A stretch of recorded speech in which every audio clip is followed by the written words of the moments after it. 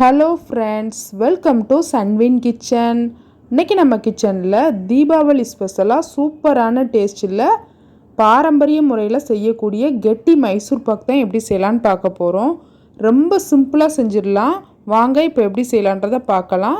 ஒரு கடாயை சூடு பண்ணிக்கோங்க. அதில் 1 கப் அளவுக்கு நெய் சேர்த்துக்கோங்க. அதே கப்பால் 1 கப் அளவுக்கு எண்ணெய் சேர்த்துக்கோங்க.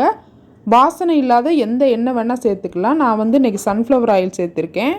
இப்போ அடுப்பு மீடியம் ஃப்ளேமில் இருக்கட்டும். அந்த நெய்யும் நல்லா சூடாகணும்.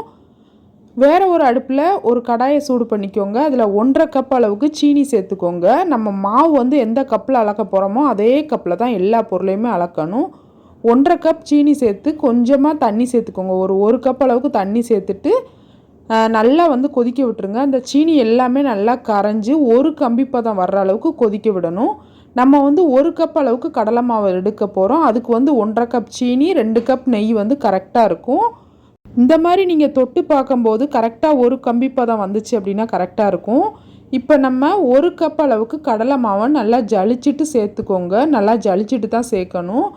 கடலை மாவு எந்த கப்பில் அளக்கமோ அதே கப்பில் தான் எல்லா பொருளையுமே அளக்கணும். இப்போ நல்லா மிக்ஸ் பண்ணி விட்டுக்கிட்டே இருந்தீங்க அப்படின்னா கொஞ்ச நேரத்துலேயே இந்த மாதிரி கெட்டியாக ஆரம்பிச்சிடும். கட்டிகள் எதுவும் சேராத மாதிரி நல்லா மிக்ஸ் பண்ணி விட்டுக்கோங்க. இந்த மாதிரி லைட்டாக கட்டி சேர்ற மாதிரி இருக்கும். ஆனால் நீங்கள் மிக்ஸ் பண்ணிக்கிட்டே இருந்தீங்க அப்படின்னா நல்லா ஒன்று போல் வந்துடும். இந்த மாதிரி எல்லாமே நல்லா ஒன்றா சேர்ந்து வந்ததுக்கப்புறம் இப்போ நம்ம சூடு பண்ணியிருக்க எண்ணெயை கொஞ்சம் கொஞ்சமாக ஊற்றணும். எண்ணெய் நல்லா சூடாக இருக்கணும். பாருங்கள், இந்த மாதிரி நல்லா சூடாக இருக்கிறதுல ஒரு குழிக்கரண்டி எடுத்து இதில் சேர்த்துக்கோங்க. இப்போ இன்னொரு குழிக்கரண்டியும் அதே மாதிரி சேர்த்துட்டு இதை நல்லா மிக்ஸ் பண்ணிக்கோங்க. சூடாக இருக்கிற நெய் சேர்க்கும்போது நல்லா அந்த மாதிரி பொறு பொறுன்னு சவுண்டு வரணும். அந்த மாதிரி சவுண்டு நல்லா அந்த மாதிரி பொறு பொறுன்னு வந்தால் தான் மைசூர் பாக்கும் நல்லா பொறு பொறுன்னு டேஸ்ட்டாக வரும். நம்ம மிக்ஸ் பண்ணிக்கிட்டே இருக்கும்போது இந்த மாதிரி எண்ணெய் நெய் ஃபுல்லாக நல்லா உள்வாங்கிரும்.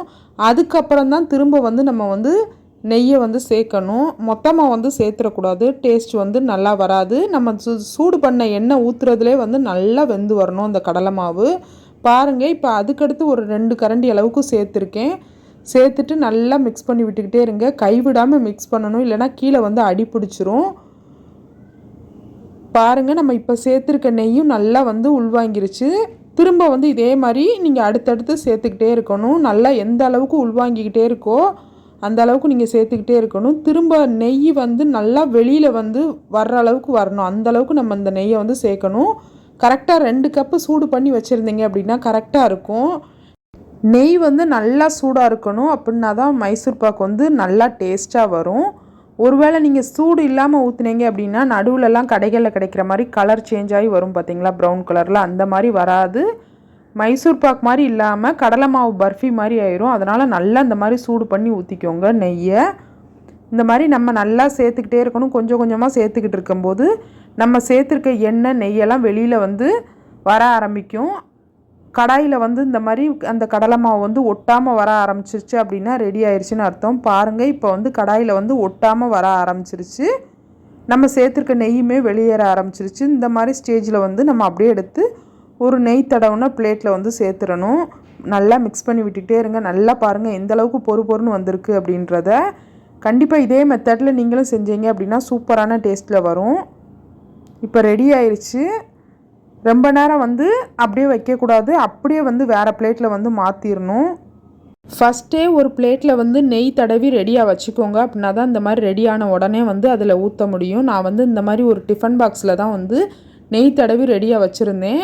இப்போ அப்படியே அதில் நம்ம செஞ்சுருக்க மைசூர் பாக்கை சேர்த்துருங்க. சேர்த்துட்டு எண்ணெய் உங்களுக்கு மேலே ரொம்ப அதிகமாக இருக்கிற மாதிரி இருந்துச்சு அப்படின்னா அந்த எண்ணெயை வடித்து எடுத்துருங்க. கரண்டியில் ஒட்டியிருக்கிறது எல்லாத்தையுமே இந்த மாதிரி வலிச்சு எடுத்துக்கோங்க. வலிச்சு எடுத்துட்டு நல்லா ஒன்று போல் சமப்படுத்திக்கோங்க. ரொம்ப அழுத்தம் கொடுக்கக்கூடாது. லைட்டாக மட்டும் இந்த மாதிரி அழுத்தம் கொடுத்து இந்த மாதிரி எல்லாமே ஒன்று போல் இருக்கிற மாதிரி சமப்படுத்திக்கோங்க. பாருங்கள், மேலே கொஞ்சமாக நெய் இருக்கணும். அந்த மாதிரி வச்சுக்கோங்க. ஃபுல்லாக ட்ரை ஆகக்கூடாது. ஏன்னா டக்குன்னு ட்ரை ஆயிரும். அதனால் கொஞ்சமாக நெய் இருக்கிற மாதிரி பார்த்துக்கோங்க. அப்படின்னா தான் நல்லா சாஃப்டாக இருக்கும். கரெக்டாக ஒரு 20 நிமிஷம் அப்படியே வச்சுருங்க. 20 நிமிஷம் கழித்து கட் பண்ணிங்க அப்படின்னா சூப்பராக வந்துடும் பீஸ்.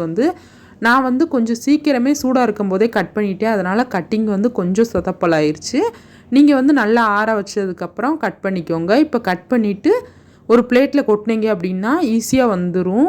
அதுக்கப்புறம் நம்ம அப்படியே வெளியில் எடுத்தோம் அப்படின்னா சூப்பராக நம்ம கட் பண்ணியிருக்க மாதிரியே பீஸ் ரெடி ஆயிரும். பாருங்கள் எந்த அளவுக்கு சூப்பராக வந்திருக்கு அப்படின்றத. நடுவில் வந்து கலர் வந்து ப்ரௌன் கலரில் இருக்கும். கடைகளெல்லாம் கிடைக்கும் பார்த்திங்களா, அதே மாதிரி தான் இருக்கும். டேஸ்ட்டு வந்து ரொம்ப நல்லா இருந்துச்சு. கண்டிப்பாக இதே அளவுகளோடு நீங்களும் உங்கள் வீட்டில் வந்து மைசூர் பாக்கை வந்து இந்த தீபாவளிக்கு செஞ்சு பாருங்கள்.